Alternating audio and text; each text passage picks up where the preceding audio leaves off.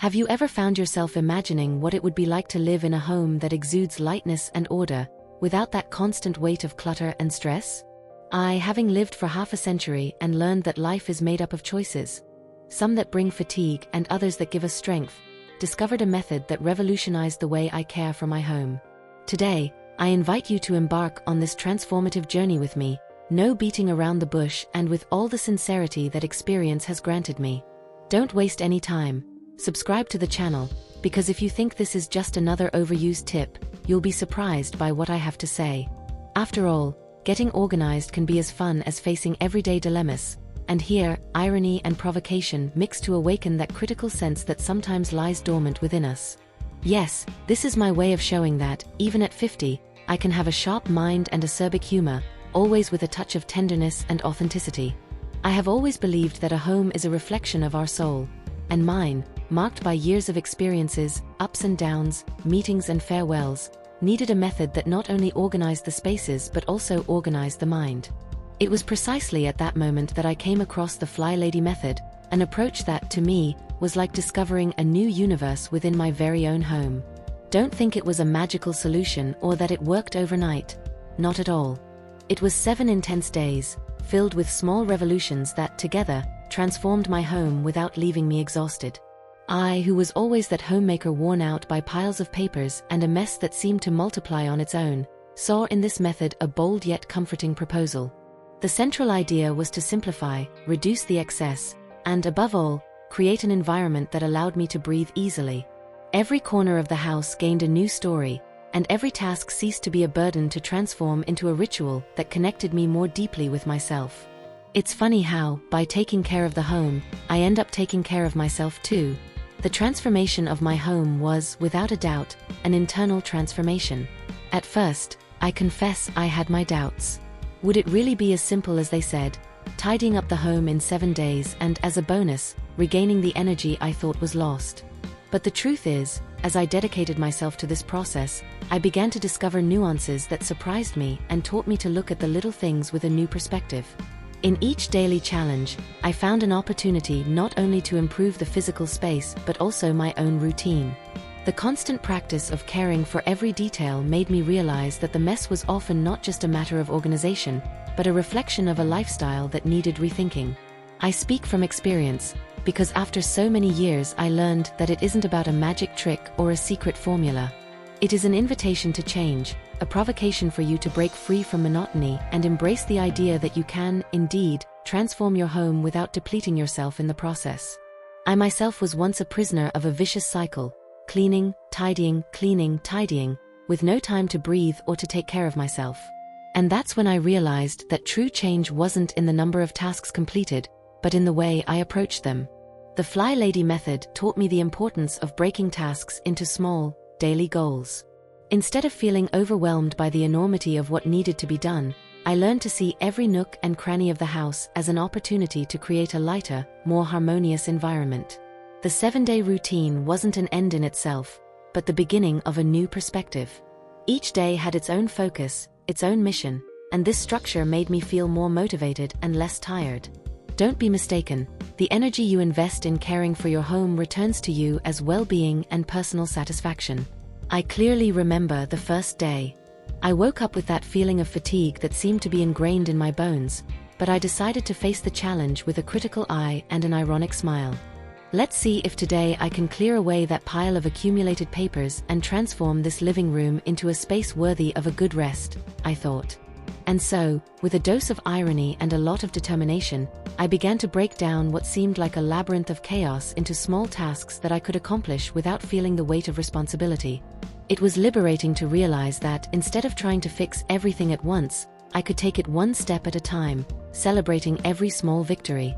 Each stage of this process made me reflect on life.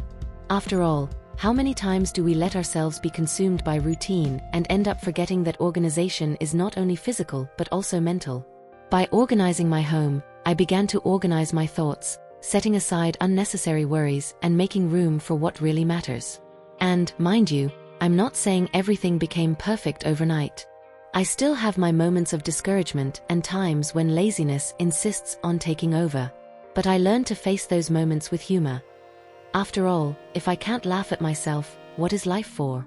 In this process, I learned to value the simple and the essential. I reduced the number of objects, keeping only what truly brought meaning and utility to my everyday life. It was real therapy, a journey of self-discovery that made me question what I had considered indispensable. I discovered that, often, the accumulation of things was a reflection of fears and insecurities I had carried for years. By freeing myself from these excesses, I made room for new ideas to flourish, and believe me, that was transformative. I have always been the type to believe that the more you have, the more accomplished you are. But life showed me that true fulfillment comes from simplicity, from focusing on what really matters. This change in perspective was a turning point in my existence. Today, my home is not just a physical place, but a sanctuary of peace and creativity.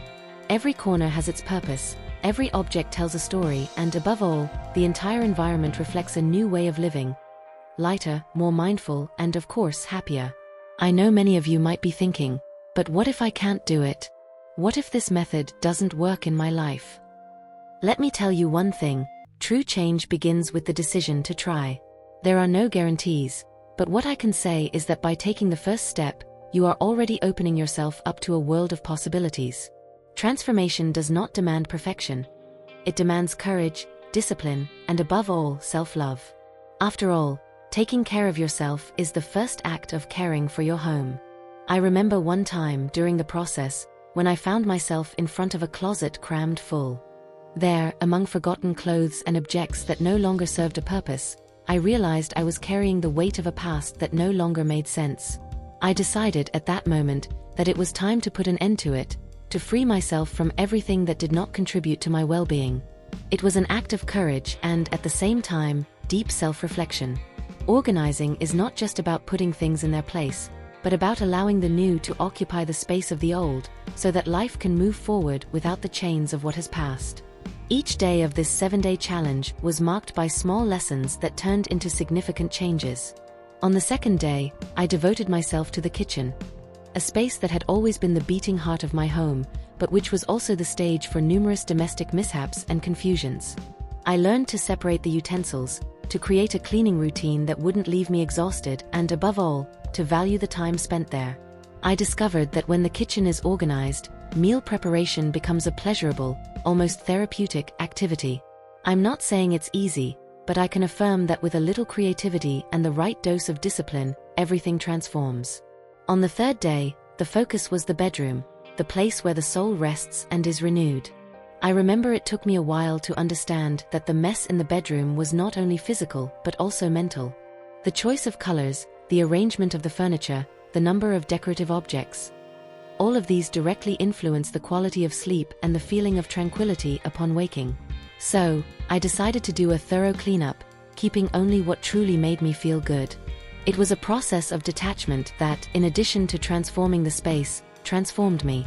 Today, every morning is a new beginning, an opportunity to face the day with energy and optimism. The bedroom also became a space for reflection, where I realized that the organization of the home is indeed an extension of our inner order. By making room for the new, I closed the doors to old habits that often trap us in a cycle of dissatisfaction and stress. And, believe it or not, that small change made all the difference. I began to sleep better, wake up with more vigor, and above all, face daily challenges with a smile, even if sometimes fatigue tried to accompany me. In what you might call the bedroom of dreams, but don't be mistaken, the process is not instantaneous. True change requires time and, above all, patience. I learned that it is not a race to achieve perfection, but a constant walk toward a state of balance. And on this journey, laughter and irony become great allies. After all, if life has taught us anything, it is that nothing goes as planned, and the best response we can give to adversities is a good sense of humor. When the fourth day arrived, I already felt that something was different. The energy that once seemed lost now flowed with a lightness I could hardly believe. I took the opportunity to revisit the living room, a space that had long been the scene of gatherings, laughter, and also conflicts. Organizing the living room was a true exercise in balance. I had to separate what was truly essential from what was there just out of habit. And in the process, I realized that living with the people we love also benefits from an organized environment. It is amazing how the simple act of arranging furniture harmoniously can influence the atmosphere, making conversations flow and smiles more spontaneous. On the 5th day, the challenge turned to the smaller spaces, those little corners we often ignore but which accumulate an absurd amount of unnecessary items. Drawers, closets, memory boxes. Each item had its own story, but also carried the weight of something that no longer served my purpose. It was an exercise in self-knowledge and courage. I discovered that letting go is not always synonymous with loss, but rather with gain. A gain in space, time, and energy for what truly matters. The experience taught me that true organization begins from within, and that by releasing the old, we make room for the new to flourish. The 6th day brought with it the challenge of integrating everything I had organized. It was like assembling a puzzle, where each piece had its exact place and contributed to the harmony of the whole. There was an almost magical feeling in seeing the home take shape, with the spaces naturally and warmly conversing with one another. It was at that moment I realized that the FlyLady method is not just about tidying up the house. It's about tidying up life. Every small victory motivated me to move forward, to believe that change, no matter how challenging it may seem, is always possible with determination and a bit of creativity. The 7th and final day was, without a doubt, the most significant. I woke up with the feeling that something had been transformed irrevocably. The house, now organized and with a new energy, reflected not only my dedication but also my desire to live more lightly and consciously. That day, I couldn't help but think of all the lessons learned, the importance of breaking down tasks, of valuing simplicity, of letting go of what doesn't serve us, and above all, of caring for ourselves with love and respect. It was a day of celebration, of the home of life, and of myself. Throughout those 7 days, I realized that the method is not limited to an infallible recipe for organization. It is, first and foremost, an invitation to reflection. An invitation for you to rethink your habits, to question what is truly necessary, and, with a touch of irony and provocation, to allow yourself to change. After all, life doesn't wait, and each day is a new chance to start over. The feeling of being in control, of looking back and seeing the evolution of your home, is something that transcends the mere act of cleaning or tidying up. It is a true rebirth. Today, my home is the mirror of my soul. Every space tells a story of overcoming and rediscovery. And if I can say this with all the conviction of someone who has lived through many seasons, it is that the FlyLady method taught me to see the beauty in simplicity, to value what truly matters, and to not let fatigue extinguish the flame of transformation. If you're still in doubt, allow me to be frank: no magic formulas or empty promises. What exists is daily dedication, the will to transform chaos into order, and above all, the courage to look within and say, I can be better. This is the message I want to leave for you, who are listening to this audio, a message of hope, action, and change. It's not a trick of illusionism, but a practice that, when applied with patience and humor, can transform your life in surprising ways. As I write these words, I remember all those moments when I felt tired and unmotivated, yet still chose to take one more step forward. Today, I can look in the mirror and recognize the person I fought to become.